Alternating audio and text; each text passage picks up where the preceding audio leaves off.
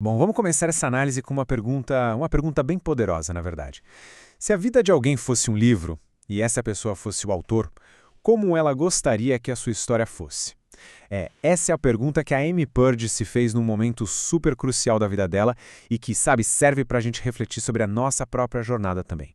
E é exatamente sobre isso que a gente vai falar. Vamos mergulhar fundo nos primeiros capítulos da vida da Amy Purdy. É uma jornada, olha, cheia de sonhos, de uns pressentimentos bem estranhos e de uma liberdade que ela encontrou de um jeito totalmente inesperado. Tudo isso antes da história dela ficar famosa no mundo todo.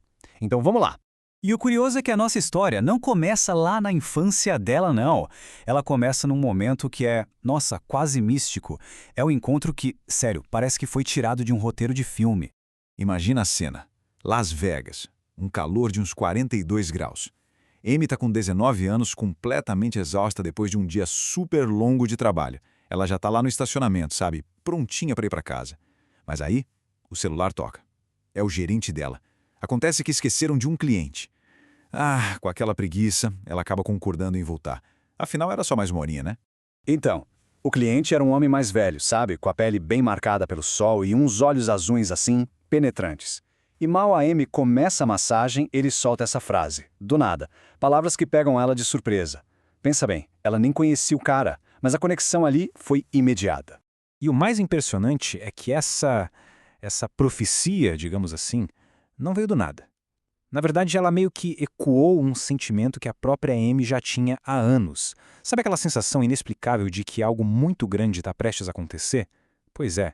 Então as palavras daquele homem não soaram estranhas para ela. Pelo contrário, soaram como uma confirmação. E aí vem o conselho final, a parte que realmente deixou ela arrepiada. O homem contou que quando era jovem, ele quase morreu afogado. E que depois de voltar, a vida dele ganhou um significado muito maior. E ele disse para Amy que acreditava que a mesma coisa ia acontecer com ela. E quando acontecer, não tenha medo. Essa frase marcou tanto que ela correu para anotar no diário dela naquela mesma noite. Ok, mas para a gente entender de verdade o peso desse aviso, a gente precisa voltar um pouco no tempo. Precisamos conhecer a sonhadora por trás dessa história. Afinal, quem era a Amy antes de tudo isso?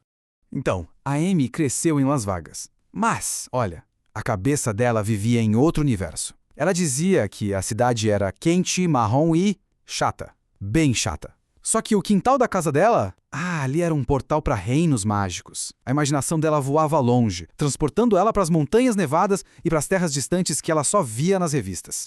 E essa vontade de escapar, de ver o mundo, era alimentada por um monte de coisas, sabe? Eram as fotos incríveis da National Geographic, as histórias das tias dela que moraram em lugares como Aspen, na Austrália, a trilha sonora da casa dela que era puro rock clássico, tipo Queen e Led Zeppelin, e até o apelido dela, a Amélia, que a fazia se sentir conectada com a aviadora Amelia Earhart, aquele espírito livre. Beleza, agora a gente avança um pouco para a adolescência dela. É nessa fase que toda aquela busca por liberdade finalmente encontra uma forma física, uma paixão.